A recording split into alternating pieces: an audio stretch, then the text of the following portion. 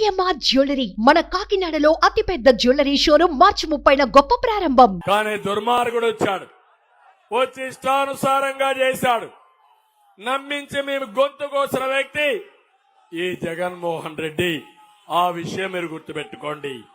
నేను అడుగుతున్నా మిమ్మల్ని అందరినీ, ఒక్క కంపెనీ వచ్చిందా ఈ కడపలో? వస్తుందా ఈ కడపలో? పులివెందులో వచ్చిందా? మీ కోపం రాలా?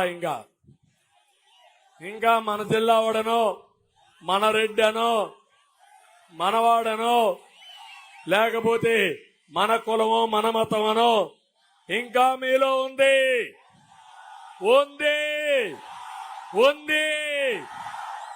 అది పోకపోతే మనకే నష్టం. అందుకే కోరుతున్నా, ఒక్క పెట్టుబడులు లేకుండా ఇండస్ట్రీస్ తరిమేసే వ్యక్తిని క్షమిస్తామని అడుగుతున్నా.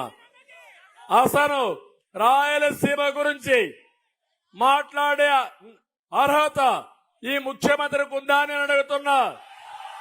నేను రాయలసీమ బిడ్డని, ఇక్కడే పుట్టా. ఇప్పుడు హామీ ఇస్తున్నా, ఈ రాయలసీమని రతనాల సీమగా చేసే బాధ్యత నాది. చేస్తా, మీ రుణం తీర్చుకుంటా. కులాన్ని చూడొద్దండి, చెప్పిన విషయాలు అర్థం చేసుకోండి. మనం ముందుకు పోదాం. సీమను గాని హార్టికల్చర్ హబ్గా చేసి ఫ్రూట్ బాస్కెట్ గా చేయడం కోసం అనేక కార్యక్రమాలు చేశాం. రైతులకు 90% సబ్సిడీతో బిందు సేద్యం ఇచ్చాం. 10 లక్షల ఎకరాలకు ఆ రోజు కనెక్షన్ ఇచ్చాం. ఇంకో పక్క 4,000 కోట్ల రూపాయలతో వ్యవసాయ పరికరాలు, ట్రాక్టర్లు సబ్సిడీ ఇచ్చాం. ఈ ముఖ్యమంత్రి ఒక్క పని చేసే పరిస్థితి లేడు.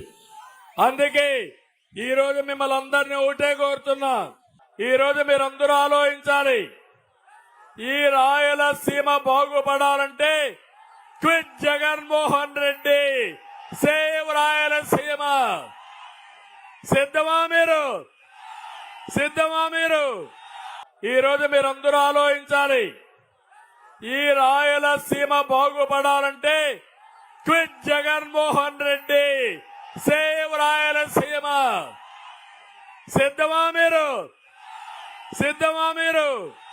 సుమన్ టీవీలో మీ పర్సనల్ అండ్ బిజినెస్ ప్రమోషన్స్ కోసం కింది నెంబర్కి కాంటాక్ట్ చేయండి.